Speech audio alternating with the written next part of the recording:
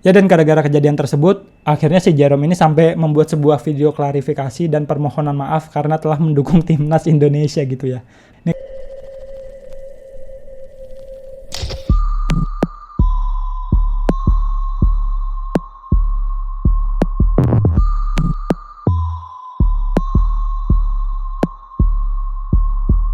Cek tes. Halo bye, pagi, siang, sore, atau malam, jam berapapun kalian nonton video ini, selamat datang di channel Mamang 2 biasa. Balik lagi dengan Mamang Rahman di sini ya bye ya. Oke bye, di video kali ini gue bakal ngebahas beberapa berita yang sempat viral gitu ya. Mulai dari video Pras Teguh yang membicarakan tentang kriteria dia. Terus ada update dari kasusnya ibu-ibu pengemis yang suka marah-marah gitu bye. Dan terakhir ada berita tentang timnas kita yang sudah berusaha semaksimal mungkin gitu ya. Ya oke lah, tanpa basa-basi kau ajak happy-happy, kita langsung aja nih masuk ke pembahasan kita kali ini, cus. Jadi baik, beberapa waktu lalu gitu ya beredar sebuah potongan video milik Pras Teguh ketika dia podcast bersama Korigor. Di potongan video tersebut si Pras ini menjelaskan kriteria cewek yang dia suka itu seperti apa. Ya ini untuk lebih jelasnya kita setel aja ya potongan video. Ya kurang lebih kayak gitu ya baik potongan videonya. Ya intinya kriteria si Pras Teguh ini adalah seorang wanita yang mata kakinya tidak hitam gitu ya bay. Ya sesimpel itu, tapi SJW Twitter tidak suka. Kenapa gue bilang begitu? Karena setelah si Pras Teguh ini menyebutkan kriteria dia di potongan video tersebut, si Pras Teguh ini tuh langsung dihujat sama SJW Twitter gitu ya. Karena si Pras Teguh ini dianggap tidak sadar diri atau ibarat kata tuh nggak ngaca gitu ya bay. Nah dan ini ada beberapa komentar dari akun Centang Biru hasil beli gitu ya. Cuman yang gua highlight tuh yang ini aja nih bay.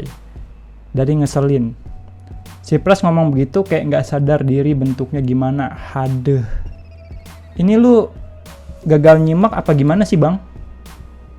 Yang padahal di video potongannya sendiri si Pras ini mengakui kalau dia tuh nggak bersih-bersih banget gitu. Ini kita ulang ya videonya. Gua kan biasanya ngeliat cewek nih, tipikal gua lihat cewek. Nah dari di awal juga si Pras ini bilang kalau itu adalah tipikalnya dia gitu. Gua nggak lihat dada. Queen kan, kalau dirinya sendiri ya masih buluk juga gitu bay. Cuman masa orang buluk nggak boleh sih punya kriteria cewek yang dia idamkan? Aneh emang nih SJW bangsat ini. Dan di sini juga pasti gue bakal ngebela Pras Teguh gitu ya. Karena ya dia cuma membicarakan apa yang menjadi kriteria dia doang gitu bay. Terus apa bedanya gitu ya sama para wanita yang menilai pria dari tinggi badannya, warna kulitnya, isi dompetnya, dan lain-lainnya gitu. Nggak ada kan? Ya karena emang manusia punya kriterianya masing-masing gitu. Kenapa para SJW ini malah ngehina orang yang berbeda kriteria sama dia? Aneh lu. SJW kocak. Dan asal lu tahu nih ya, wahai SJW tak berakal, Pras Teguh tuh sudah mendapatkan wanita yang telah memenuhi kriteria dia gitu. Yaitu Mbak Ai selaku istrinya Pras sendiri gitu. Emang dasar SJW gob. Oke next bye, kali ini masih melanjutkan kasus ibu-ibu pengemis yang marah-marah ketika enggak dikasih sedekah gitu ya bye.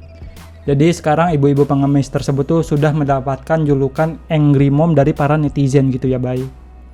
Kenapa bisa dijuluki Angry Mom? Ya karena sesuai dengan kelakuan dia gitu ya, yang suka marah-marah. Jadi kan setelah sempat dilepaskan oleh polisi dan ketahuan ngemis lagi di Cimahi gitu ya, akhirnya si Angry Mom ini ditemukan lagi di kota Bogor gitu bay. Dan ketika di kota Bogor ternyata Angry Mom ini tuh menemukan lawan yang sepadan. Ya kita sebut saja lawannya ini adalah ibu-ibu gacor gitu ya, goks. Nah dan di sini ada video ketika si Angry Mom melawan ibu-ibu gacor. Kita setel. Cus. Nggak bisa. Nggak ada. Ini mah asrama. Jangan macam-macam kamu diviralin kamu kemarin. Nih sosok ibu-ibu gacor. Nggak bisa kamu ngomong macam-macam. Udah kamu. Nggak bisa asrama. Ya saya kamu juga gini. Di sini meresahkan. Di dalam ada duit nggak? Biasanya gembel itu banyak yang banyak duitnya. Waduh. Kenapa ibu jahat ke saya? Ya bisa juga kebetulan. Lagian bukan saya jahat juga. Ibu nggak boleh masuk sini. Pengaruh aja lah. Nah betul. Si abang ikut campur nih. Ya udah semua udah pada baca semua. Kenapa ibu? Makanya sekarang ibu. Ngapain sih? Kamu yang Ya kurang lebih kayak gitu ya videonya. Nih buat ibu-ibu gacor, mantep bu. Ya setelah mendengar kabar bahwa si Angry Mom ini ada di kota Bogor, akhirnya Satpol PP dan Dinsos Kota Bogor mencari keberadaan si Angry Mom ini gitu baik. Dan setelah 4 jam pencarian, akhirnya si Angry Mom ini dapat diamankan oleh pihak Satpol PP. Ini videonya ya, ketika si Angry Mom diamankan oleh Satpol PP dan Dinsos. Kalau ibu ini datang ke sini usir. Mudah-mudahan ada pilar dari Allah nanti. Orang-orang yang mengusir saya. Dan akan memberikan balas ini setimpal. Tapi begitu masuk saya dihadang-hadang. Orang-orang nanti bilang itu, bilang itu. Wih. Nah, kita kan daripada nanti di jalan ada resiko, kita istirahat dulu. Kayaknya pas dibawa naik mobil Satpol PP gitu ya.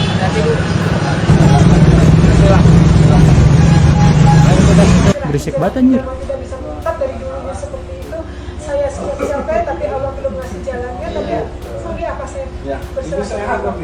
Alhamdulillah kalau sakit Allah sudah mendatangkan penolong di masjid misalnya. Ya kurang lebih kayak gitu ya Bay videonya. Dan dari hasil interogasi Satpol PP dan Dinsos Kota Bogor diketahuilah bahwa nama asli dari Angry Mom ini adalah Rosmini gitu Bay. Emang nih yang namanya Ros nggak di dunia nyata, nggak di Upin Ipin sukanya marah-marah gitu ya. Ya dan diketahui juga bahwa Ibu Rosmini itu adalah orang Palembang yang beralamat di Bandung gitu ya. Cuma pas gue baca beritanya lebih lanjut, memang benar dulu Ibu Rosmini ini punya rumah di Bandung. Cuman sudah dijual sekitar 10 tahun yang lalu. Dan ternyata suaminya Ibu Rosmini itu sudah meninggal dunia gitu Bay. Dan anak-anaknya entah ada di mana. Cuma Ibu Rosmini ini juga bilang gitu ya bahwa dia sebenarnya masih punya keluarga yang ada di Palembang. Ya setelah diamankan oleh Dinsos, Ibu Rosmini ini dibawa ke rumah sakit untuk mendapatkan perawatan. Dan Ibu Rosmini juga diperiksa kejiwaannya gitu Bay. Ya hasilnya benar saja gitu ya, ternyata beliau adalah seorang ODGJ. Sudah kudogi. Dan akhirnya Dinsos pun memutuskan untuk tidak melepas ibu tersebut ke jalan lagi gitu Bay. Ya ini bisa dibilang happy ending untuk kita semua gitu ya. Karena salah satu ancaman sudah dikurung gitu Bay. Ya oke, ini terakhir ya Bay. Jadi seperti yang udah lu tahu semua bahwa tadi malam gitu ya tanggal 29 April 2024 timnas kita telah berjuang secara maksimal untuk mengalahkan Uzbekistan. Namun sayangnya perjuangan itu masih terlalu dini untuk kita harapkan karena hasil dari pertandingan tersebut dimenangkan oleh Uzbekistan dengan skor 0-2 gitu Bay. Ya dan setelah kalah 0-2 melawan Uzbekistan tentu saja para netizen juga banyak yang kecewa gitu ya. Karena pada saat pertandingan sendiri ada beberapa hal yang janggal dari keputusan wasit gitu. Mulai dari pelanggaran yang dilakukan oleh pemain Uzbekistan di kotak penalti tapi dianggap tidak pelanggaran gitu Bay. Terus juga ada keputusan offset pada saat timnas Indonesia mencetak gol. Ya dan lain-lainnya gitu ya. Yang pasti videonya sendiri nggak bisa gua tampilkan karena bakalan kena copyright gitu Bay. Ya lu bisa lihat aja di Twitter atau di TikTok gitu ya Bay. Namun bukan hal tersebut yang ingin gua bahas secara mendalam, melainkan ada permasalahan yang lebih penting, yaitu kutukan Jerome Pauline. Wow. Ya jadi setelah timnas kita kalah gitu ya, para netizen ini tuh ingin melampiaskan emosi mereka gitu Bay. Dan lu tahu sasaran pelampiasan mereka adalah siapa? Ya tidak lain dan tidak bukan adalah Jerome Pauline. Sudah menjadi rahasia umum ketika Jerome Pauline mendukung sesuatu pasti hasilnya akan sebaliknya gitu ya Bay. Dan inilah hal-hal yang dipercayai para netizen di Twitter gitu Bay. Karena beberapa hari sebelum pertandingan antara Indonesia melawan Uzbekistan, si Jerome Pauline ini tuh sempat membuat sebuah story di Instagramnya. Nah, story-nya tuh kurang lebih kayak gini, Bay. Gila, barusan nonton replay dan highlight deg-degan Paul. Buang nggak timnas Indonesia, mainnya bagus banget. Let's go final, gitu kan. Nah, story inilah yang dianggap netizen membawa kutukan. Makanya Indonesia bisa kalah lawan Uzbekistan gitu. Gokil netizen. Dan ini juga ada beberapa kompilasi kutukan Jerome gitu ya Bay. Nih kompilasi kejadian Jerome Kurs. Mimas Bro Kapibara yang jadi nggak rame lagi karena tweetnya Jerome. Zenius yang bangkrut karena Jerome sebagai brand ambasadornya. Band Kanabon bubar setelah Jerome nyanyi lagu Silhouette. Terus ada lagi salah satu VTuber hampir dipecat setelah Jerome ke kantor Niji Sanji. Dan kasus-kasus ini tuh juga sempat gue bahas gitu ya di beberapa video gue sebelumnya gitu, Bay. Kalau misalnya lu pengen tahu nanti gue taruh di deskripsi dah. Ya semoga lu pengen tahu gitu ya. Lumayan buat nambahin view. Ya jujur aja gue bukan tipikal orang yang percaya sama kutukan-kutukan kayak gini gitu ya, Bay. Tapi setelah dari kasus ini sepertinya gue mulai percaya gitu. Enggak, bercanda-bercanda. Musyrik itu, Bay, jangan percaya gitu-gituan. Ya dan gara-gara kejadian tersebut, akhirnya si Jerome ini sampai membuat sebuah video klarifikasi dan permohonan maaf karena telah mendukung timnas Indonesia gitu ya. Ini kita setel videonya, cus. Mau minta maaf karena kemarin aku udah dukung timnas, jadinya kalah.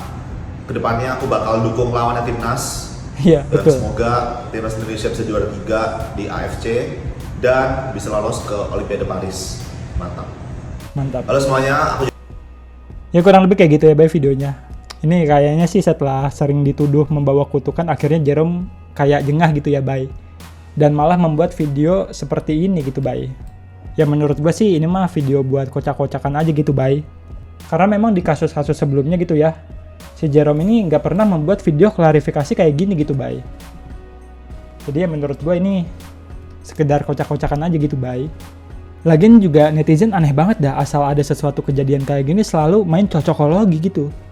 Giliran sama hal yang kayak gini gampang banget percaya, tapi giliran sama sains malah denial gitu, Bay. Pantes aja nih, kita jadi susah maju gitu ya.